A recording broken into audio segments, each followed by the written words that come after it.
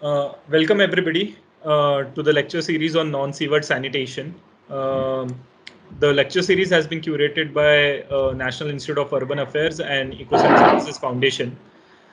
In this lecture series, we are going to do 4 sessions. Today we are going to do the third session, which is on liquid waste management, and the fourth session will be on fecal sludge and septage management. Let's have a recap of the second session, which was on sanitation system approach. So in the second session, we saw that the sanitation systems, be it wet or dry systems, should protect the environmental health. These systems should understand and take care of the complete urban water cycle. Also, what is very important to understand is the affordability of the complete system and not just the toilets or the septic tanks. The ULB or the habitat should be able to afford the system right from the point of generation of the waste to the disposal of the waste into the environment. Then the user interface, which is the very first functional group in our sanitation system, actually the user interface decides what will be the succeeding functional groups. In the session, we had seen different types of dry sanitation toilets, like EcoSan toilet, which doesn't require sewerage system. The waste products are treated in situ and they can be directly reused into agricultural fields. Sanitation system approach is particularly important for wet sanitation systems. Wet sanitation systems, in some cases, do have all 5 functional groups into it. That is user interface, containment, collection and conveyance, treatment, as well as reuse and disposal. We also saw that how prioritizing end use or reuse of the treated product regulates the whole chain. When we prioritize on the reuse of the treated product, we develop the treatment system in such a way that it produces certain quality of treated product. And to develop the treatment system, we actually take into consideration different kinds of resources which are available locally. So hence backward planning approach in case of sanitation systems is mostly preferred. Today's session is on liquid waste management. So in this session, what we are trying to do is we are going to scale up the sanitation system approach to a city scale. The today's session is mostly divided into 3 parts and will be focusing on centralized and decentralized waste management. The objective of today's session is to introduce you to all the different levels of liquid waste management and their applications with respect to population density and the affordability of the systems. We are also going to look at different aspects of centralized and decentralized approaches for wastewater management. So let's begin with the levels of management. In the first session, we had seen that there are 2 kinds of environment, a natural environment and a built environment.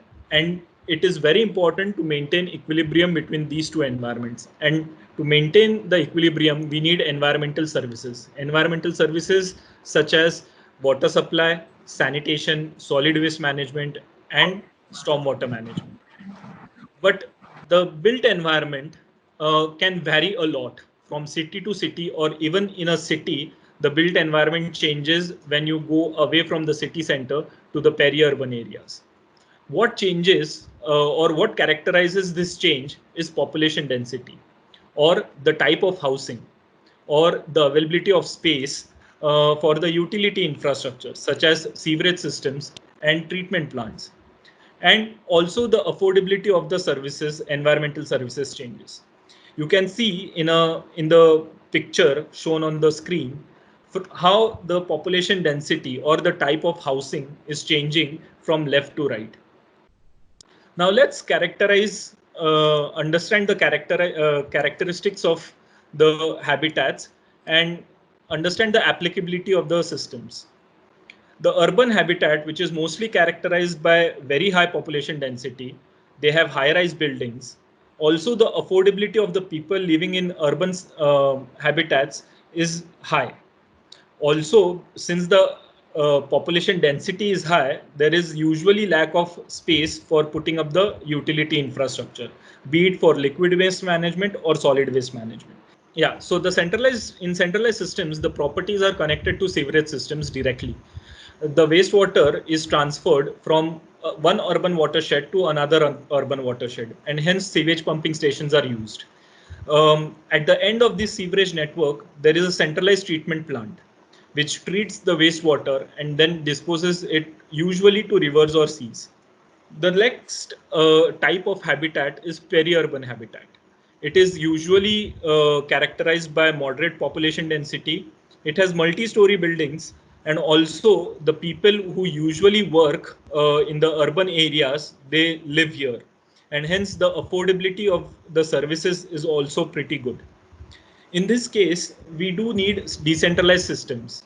Why decentralized systems? Because there is an opportunity to reduce the project cost. In decentralized systems, the properties or the households will have their own toilets, and these toilets might be connected to septic tank, or they might be directly connected to the sewerage systems. The collection happens by gravity only, and no pumping station is seen. The wastewater treatment plant is situated at a urban watershed level. So there is no transfer of wastewater from one watershed to another watershed. The treated water in this case is usually disposed of to ponds or lakes. The third habitat is called rurban, which is a mix of rural and urban. These kinds of habitats or these kind of towns are usually seen in census towns or the new towns which have been classified from village to a nagar parishad. In these case, the towns, they have scattered housing.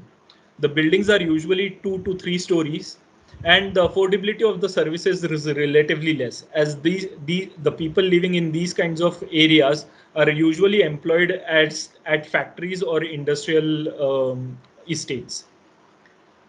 The the systems the sanitation system which can be put up in these kind of towns is clustered system. In cluster system, what we do is, the households, they are connected to septic tank. The effluent of the septic tank with the gray water is collected by solid free sewers, and then the wastewater treatment plant is set up at a neighborhood level in a urban watershed, and hence every neighborhood will have its own wastewater treatment plant, and the treated wastewater then can be used for non-potable purposes like landscaping or aquaculture or any other purpose. And lastly, the kind of habitat is which we are going to look at is rural habitat. The rural habitat is very much characterized by very low population density. The villages are scattered into small hamlets. The houses which are there usually seen in these villages are single story buildings, and the affordability of the services is very less, as most of the population is either practicing agriculture or agriculture related services or uh, occupation. In this case, it is better to have an on-site sanitation system. The sanitation system which can take care of the primary treatment of the waste on site itself, and hence every household or a group of households should have their own septic tank, or the toilets should be linked to soak pit.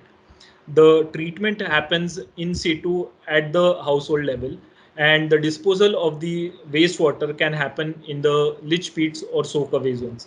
And hence, in on-site sanitation systems, we don't require any conveyance system.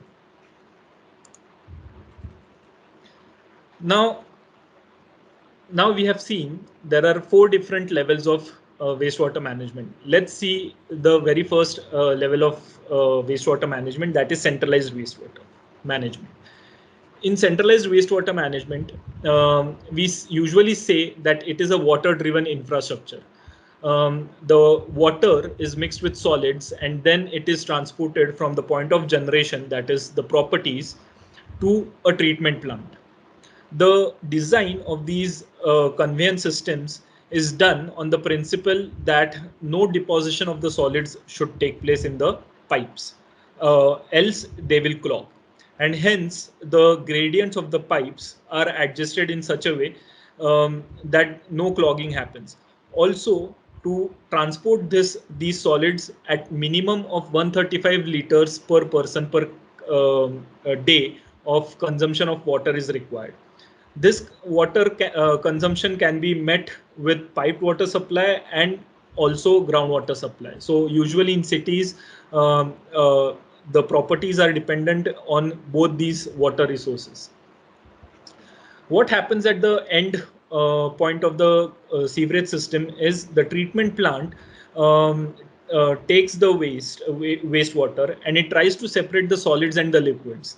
Here in these treatment plants, electricity is used, and human resource and a lot of mechanization is used to acquire a treatment up to the standards required. So in the picture, you can see how the group of houses are connected to the sewerage systems.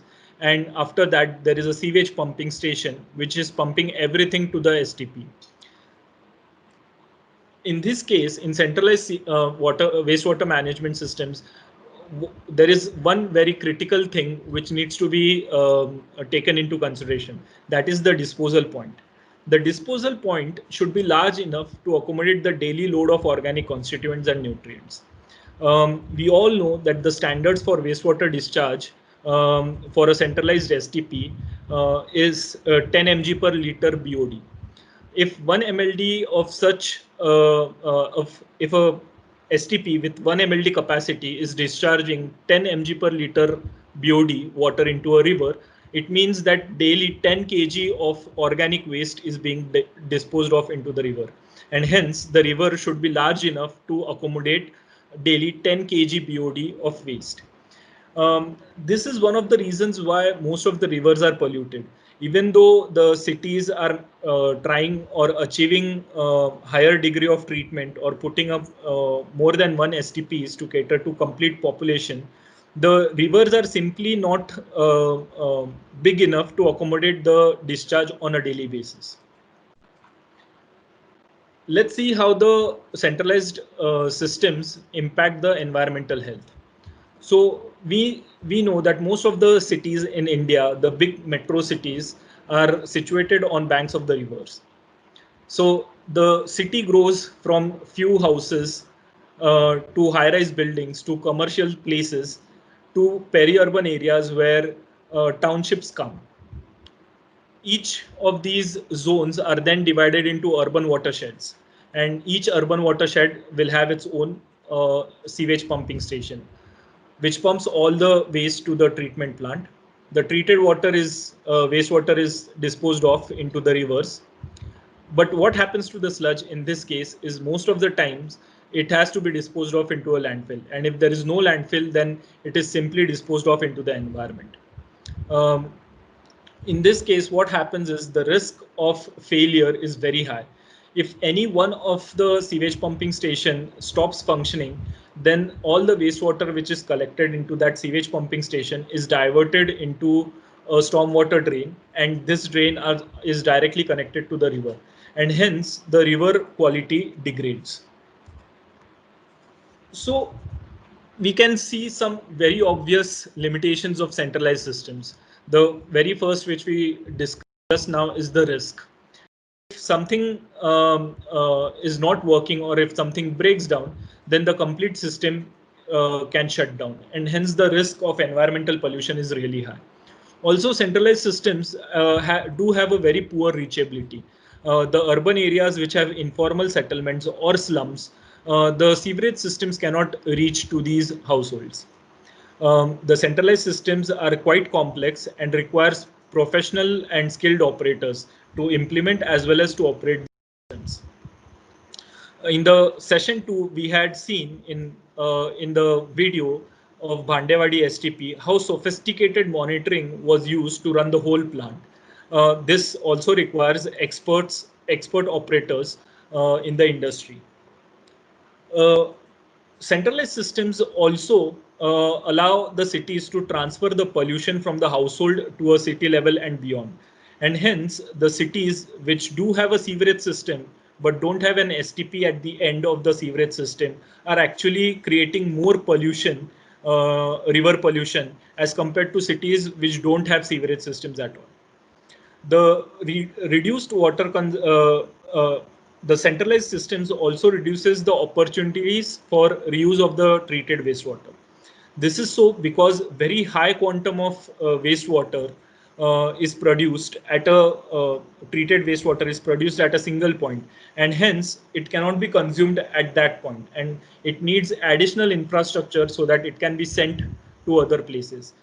Again, I'll refer to the case study we discussed in session 2, that is Bhandewadi STP, where the treated wastewater was pumped to 18 kilometers to a thermal power station plant. So the extra infrastructure like pumping stations and the pipeline was required to transport the treated water to the end user. Now let's see at the economic aspects.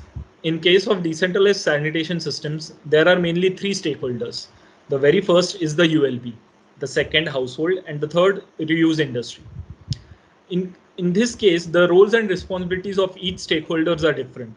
Also, the cost shared by these stakeholders are significantly different. Let's see what are the responsibilities of ULB. The ULB need to plan, finance, and execute the sewerage network and STP. They also need to maintain the records as to which properties have got the sewerage connections and collect taxes from these properties at a regular interval. Also, they need to set up infrastructure and provide treated water to agriculture or industries, else all the cost of treating the wastewater goes down the drain. The roles and responsibilities of household is just to apply and pay for a sewerage connection. Typically in India, sewerage connection payment is about 2000 to 2500 rupees, and it's a one-time charge. The second responsibility of the household is to pay sewerage tax regularly. In some cities, the sewerage tax is percentage of the property tax, or it is a flat tax which is levied on all the households in the city. However, the water consumption or indirectly the wastewater generation of each property might differ significantly, and it depends on access to the water. Lastly, the reuse stakeholders. The reuse stakeholders need to sign contract for treated water reuse and abide by the quantity that they will utilize the fixed quantity of water on a daily basis at a fixed rate according to the contract. So you see, in this case, in centralized systems, most of the project cost has to be borne by the ULB or the authority which is there to manage the wastewater. Typically, in a project, the capital investment is sought from the central government or the state government. However, the operational expenditure is usually ULB comes in the ULB's perspective, and hence, with limited tax collection opportunities, the ULBs they are unable to operate and maintain their centralized wastewater systems. Now let's see the decentralized wastewater management. The decentralized wastewater management, as we have already seen, is characterized by a separation of solids and liquid at the household or at the point of generation itself. The solids which are then trapped into a unit like a septic tank or the other treatment units need to be conveyed using trucks. And the water that is the effluent of the septic tank and grey water can have its own sewerage system like a solid free sewer. In this case, the treatment, which is the treatment technology or the treatment process which is required to treat the wastewater is considerably different, because the water now is going to contain only dissolved and a few suspended solids. All the settleable solids, which are actually organic matter, is trapped at the household level itself. In the picture, we can see that there are two STPs. One on the extreme left, STP1, where all the households have their own septic tanks, and the solid-free sewer under gravity brings all the water without any sewage pumping to the STP. The water is treated there and then disposed of into the river.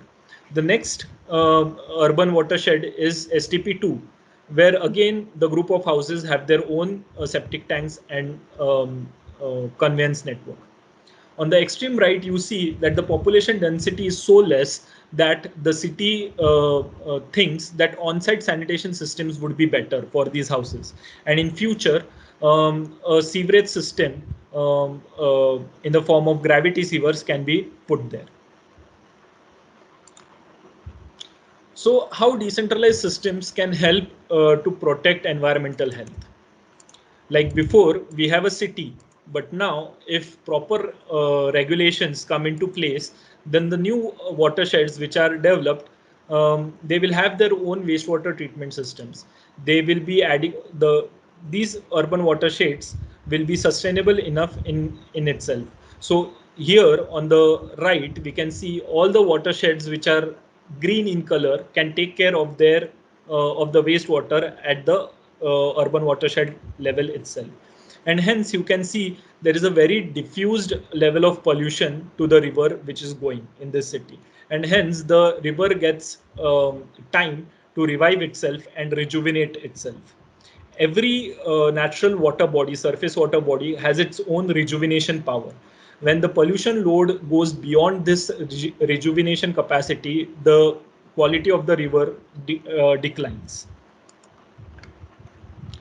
The features of decentralized systems is, of course, it reduces the risk, because if one urban watershed is unable to treat the wastewater, then the other watersheds in the city will still function and treat their water. The pollution in this case is diffused. It also increases responsiveness to a local demand. This means that if the locality can afford a better sanitation system, then a better sanitation system can be implemented there. If the locality consists of mostly people who cannot afford a centralized system, then maybe by regulation we can put a on-site sanitation system there. Decentralized systems also allow tailor-made appropriate solutions. That means it is not technology bound. There are different natural and mechanized treatment technologies which can be tailor-made according to the needs. For example, in one of our projects, we are putting a wastewater treatment plant where the wastewater from the town is going to a pond, was going to a pond, and hence there was a need to divert the wastewater and to treat it and then reuse it or then discharge it into the lake. In this case, our primary focus was to design the treatment plant in a way that it won't contain nitrates and phosphates. Typically, the technologies which are designed, they don't cater to the nitrates and phosphates. They only cater to BOD, COD, and suspended solids, because these are the parameters which are focused under discharge standards. Nitrates and phosphates are not considered, and hence eutrophication takes place, even if the treatment efficiency is really high. Decentralized sanitation systems, if the treated wastewater is reused, then it minimizes the fresh water requirement. We'll see in one of the case studies today how fresh water requirement was minimized in that case. Also, it allows incremental development. Incremental development means incremental investment. That means a ULB can invest a smaller chunk of money over a period of time so that it can improve the sanitation systems according to the ULB's need. So unlike centralized systems, which have a typical cost of going over hundreds of crores for putting up the sewerage and STP, decentralized sanitation systems can come at quite cheaper cost. However, the picture is not always really good. So decentralized sanitation systems also have their own constraints. The very biggest constraint for decentralized sanitation systems or for adoption of these systems is appropriate policy framework and enforcement. We all know that in India we have a IS code for septic tanks, which is IS 2470. But we see that none of the executing agencies or ULBs are enforcing these IS codes onto the properties who are building their new septic tanks.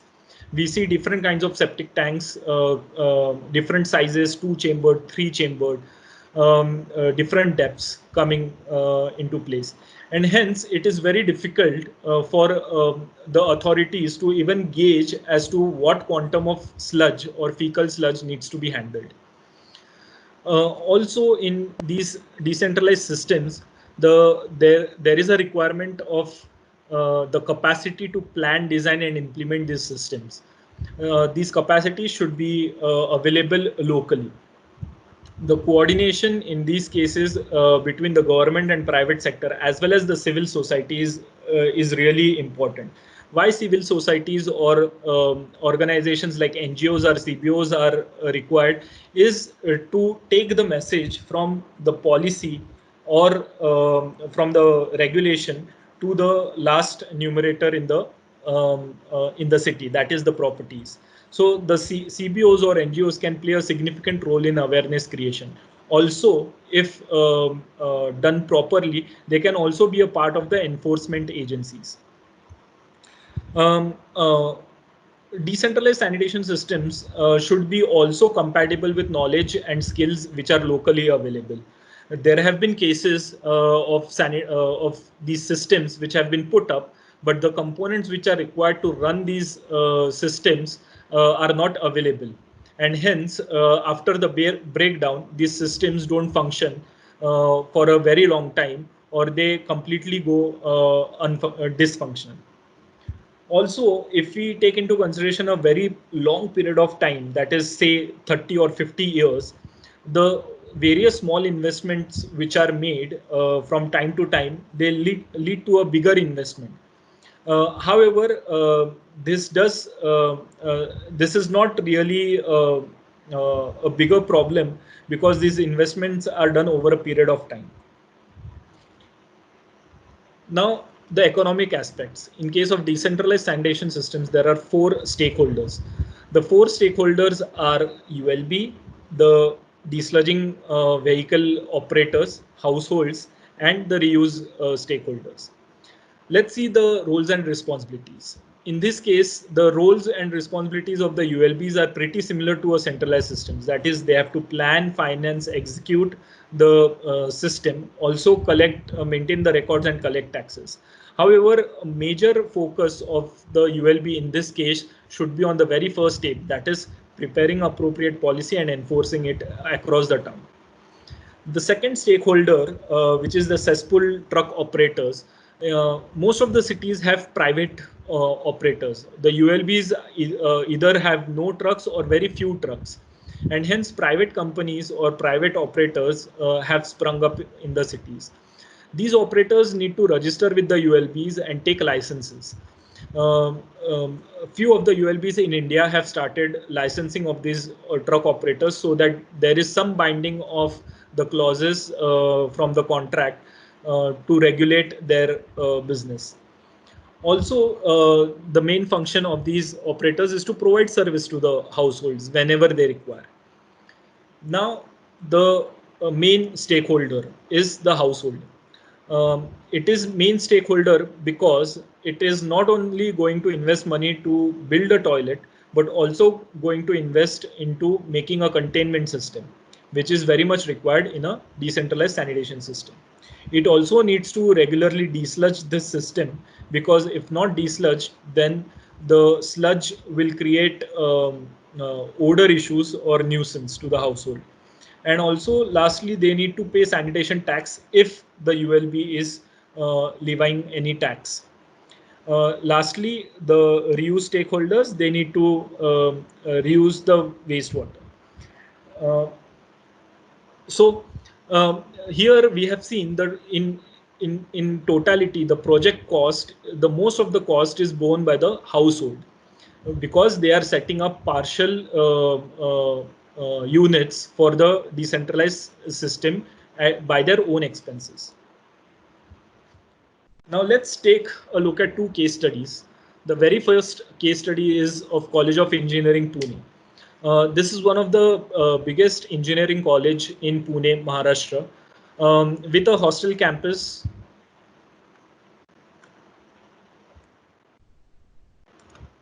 Sorry. With a hostel campus catering to 2,000 students. On the slide, you can see the total layout of this college. On the right hand side, the two campuses are the academic campuses, and on the left, you can see in a triangular shape that is the hostel campus. The hostel campus consists of 10 blocks, out of which 7 are for boys and 3 are for girls. The total number of students which reside in this hostel campus is 2,000. The daily water consumption is roughly 250 kiloliters of water. The water usage here is mostly sanitation and kitchen. Since this campus is huge, they have a lot of trees, and hence a good chunk of water, that is up to 50 kiloliters of water, is reused daily for landscaping. Wastewater segregation is done in one of the blocks, which was newly constructed. The black water generated from this one block results into 15 kiloliters on a daily basis, and the gray water results into 35 kiloliters of water. The rest of the 9 blocks, they are producing mixed wastewater, that is domestic sewage, with a quantity of 100 kiloliters on a daily basis. So hence the wastewater production is nearly up to 180 kiloliters per day. In this project, we set up 3 systems to take care of the different kinds of wastewater generated. The very first system was catering to the black water.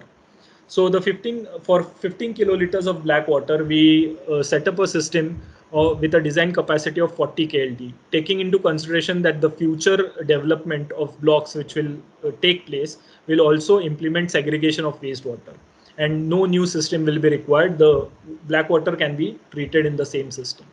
In this case, we have used a DVATS approach, that is, it consists of anaerobic settler, baffled reactor, and upflow filter.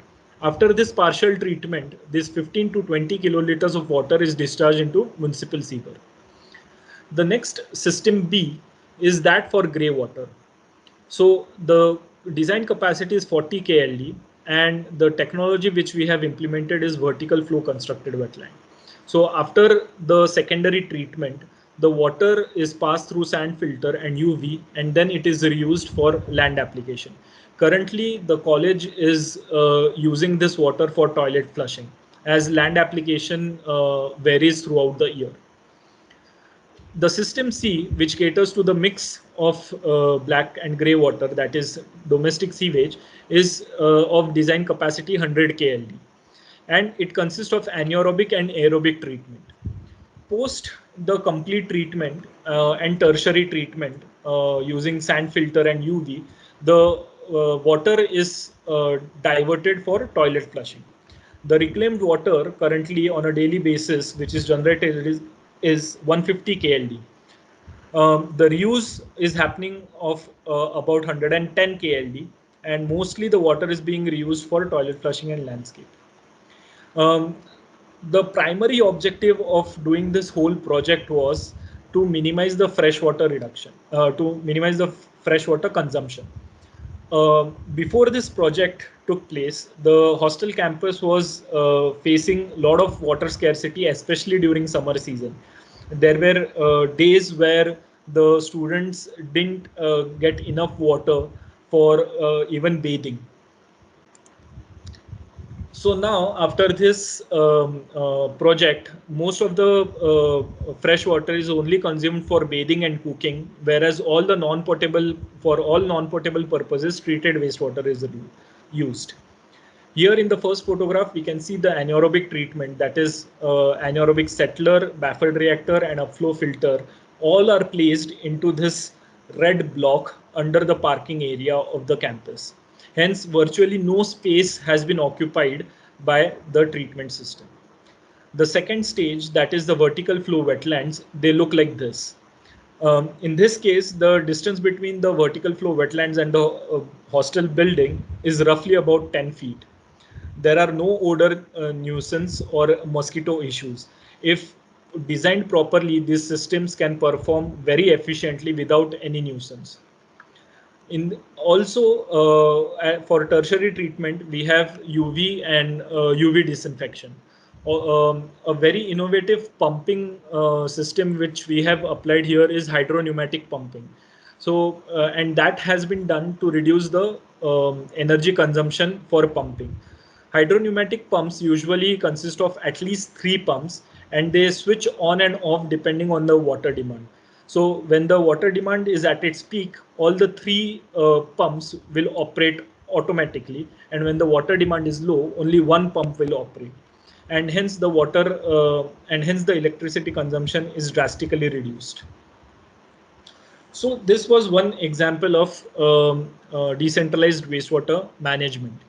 However, the myth is, when we talk about any decentralized wastewater management, always we have natural wastewater treatment technologies into our minds. That natural treatment technologies means decentralized wastewater treatment, but it is not true.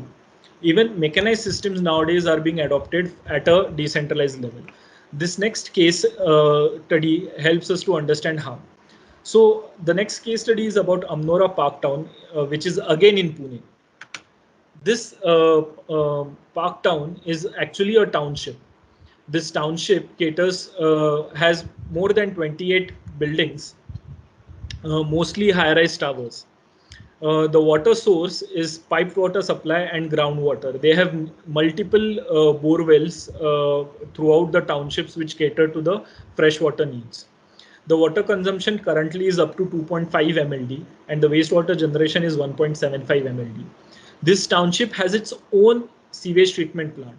The current design capacity of this treatment plant is 2 MLD. However, there is enough space so that the STP can be scaled up to 3.5 MLD. The technology which has been used is a mechanized treatment technology known as fluidized aerobic reactor, or simply membrane moving bed bioreactor, also called as MBBR. The reclaimed wastewater is reused 100%. All the treated wastewater, all the treated wastewater is reused mostly in landscaping and waterscapes. Also, after providing extra tertiary treatment to remove any odor or color of the treated wastewater, the water is provided for toilet flushing in these high-rise buildings. So we see that even at a decentralized level, the treatment plant can be of mechanized type. Nowadays, we have seen multiple technologies like SBR, MBBR, MBR have sprung up with very small footprint and at a decentralized scale. So let's summarize today's session. So the levels of liquid waste management mainly depends on population density and ability to afford. So these two parameters define which kind of liquid waste management would be appropriate. We have also seen that regulation and its enforcement is very much required to mobilize the stakeholders and to allow them or to make them adopt appropriate sanitation systems. Centralized wastewater management systems need a lot of water. Hence, the cities which faces seasonal water scarcity should not go for the centralized systems, because eventually the operation and maintenance of these systems goes very high due to frequent clogging. Centralized approach, simply to put, is transfer of pollution from household to city level. If there is a treatment plant, then the treatment happens, else the pollution is transferred to the river, and the river then becomes the source of water to the cities downstream. The decentralized sanitation systems, however, require a lot of area but are very simple and affordable. So hence, where population density is low, decentralized wastewater management systems should be put up, because they are more sustainable and they are more affordable. in longer terms. Decentralized sanitation approach or decentralized approaches of liquid waste management promotes management of the pollution at the neighborhood level or household level. Hence, if at all the system is not working, the major stakeholder, that is the households, they become aware of it and they take the required step as soon as possible, which doesn't happen in the centralized approach. Thank you for today attending today's session, and now we are open for discussions.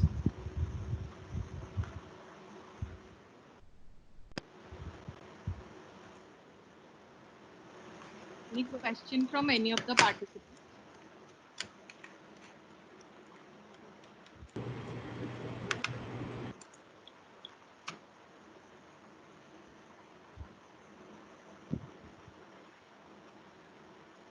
So I see there is one question which has been put by Dipinder ji on the chat box, is how is grey water and black water separated in the hostel for these two systems? So the new building, which is a high-rise building consisting of 13 stories, they have different conduits, that is different pipelines.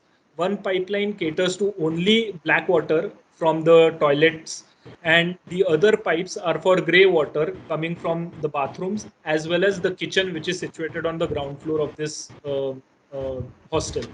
So until the ground level, both the wastewater before the project were coming in a segregated form.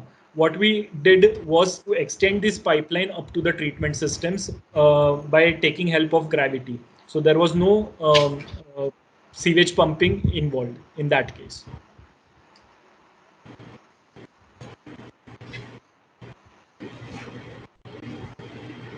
धवल जी, मैं मनोज पांडे बोल रहा हूँ, सुनाई दे रहा हाँ जी, बोलिए।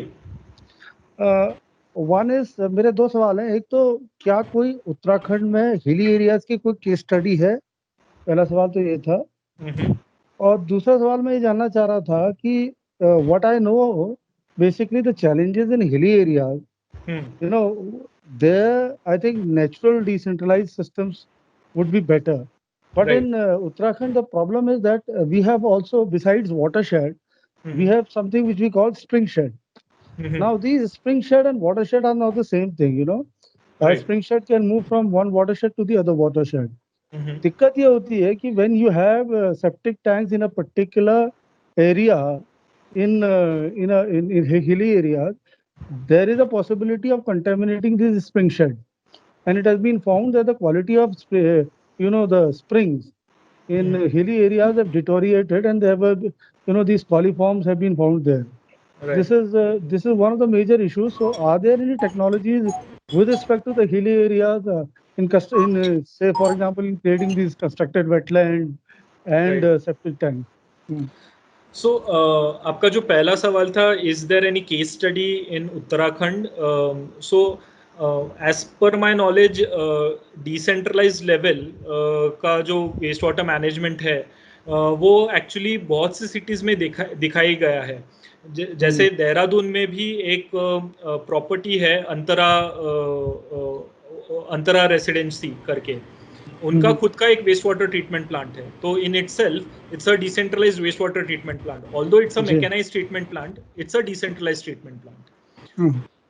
आपका जो दूसरा सवाल था, which is regarding what system will be appropriate in a hilly region, तो of course decentralised systems will be appropriate. उसका पहला कारण तो ये है कि जो अर्बन वाटर शेड फॉर्म करना है वो काफ़ी ईजी होता है when there is gradient available. तो आप बहुत easily delineate कर सकते हो कोई भी एक watershed, and at the very downstream of it you can have a treatment plant. But जो उसका but जब भी हम कोई decentralized treatment plant suggest करते हैं या septic tanks हम बोलते हैं कि हर घर में एक septic tank होना चाहिए, अगर वो septic tank ठीक से बना नहीं होगा तो ground water pollution definitely होने वाला है। हमने हमारे उत्तराखंड के ही एक जब हम जा रहे थे स्टडी के लिए across the state, I have personally seen lot of times that septic tank road level है, रोड लेवल के ऊपर घर बने हुए हैं और उनके सेप्टिक टैंक्स का जो पानी है वो डायरेक्टली रोड के ड्रेन में आ रहा है। सही कह रहे हैं। सो इस केस में क्या होता है, अगर पानी पर्कोलेट करेगा सॉइल में तो डायरेक्टली जाके मिलेगा ग्राउंड वाटर एक्विफर में या ऐसे नेचुरल स्ट्रीम्स में।